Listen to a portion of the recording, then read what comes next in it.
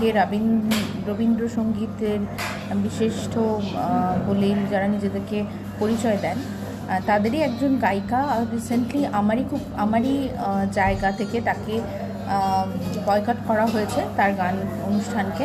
তো আমি বলবো এরকমভাবে যদি সবার অ্যাওয়ারনেস বাড়ে, তো আমার মনে হয় যে এই সময়কার যে একটা বাতাবরণ চলছে চারিদিকে, সেটা খুব তাড়াতাড়ি নিরাময় হবে। মানুষের মধ্যে সেই অ্যাওয়ারনেসটা হবে যে কোনটা আমাদের পরিবেশের জন্য ভালো এবং কোনটা আমাদের পরিবেশের জন্য দূষিত।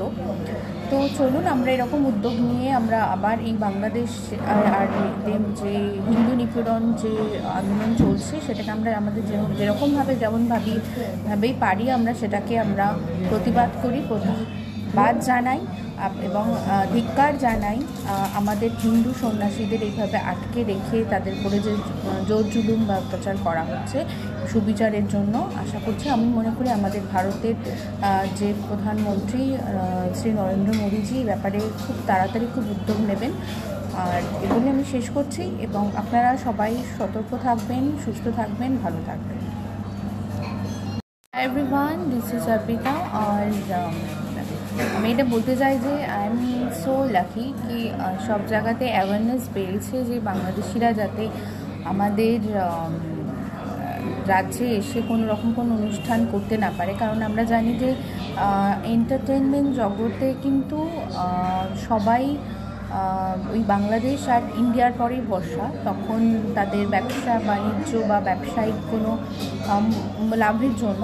তো সেক্ষেত্রে আমি দেখছি অনেক জায়গাতে বাংলা দেশি যে সিঙ্গাররা আছেন, যারা নিজেদেরকে রবীন্দ্রসঙ্গীতের বিশিষ্ট বলে যারা নিজেদেরকে পরিচয় দেন, তাদেরই একজন গায়িকা রিসেন্টলি আমারই জায়গা থেকে তাকে বয়কট করা হয়েছে তার গান অনুষ্ঠানকে।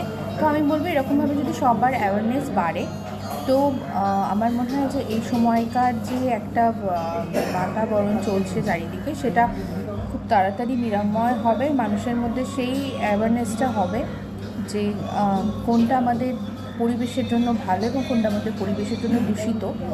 তো চলুন আমরা এরকম উদ্যোগ নিয়ে আমরা আবার এই বাংলাদেশ আর যে হিন্দু নিপীড়ন যে আন্দোলন চলছে, সেটাকে আমরা আমাদের যেমনভাবেই পারি আমরা সেটাকে আমরা প্রতিবাদ করি, প্রতিবাদ জানাই এবং ধিক্কার জানাই আমাদের হিন্দু সন্ন্যাসীদের এইভাবে আটকে রেখে তাদের করে যে জোর জুলুম বা অত্যাচার করা হচ্ছে সুবিচারের জন্য।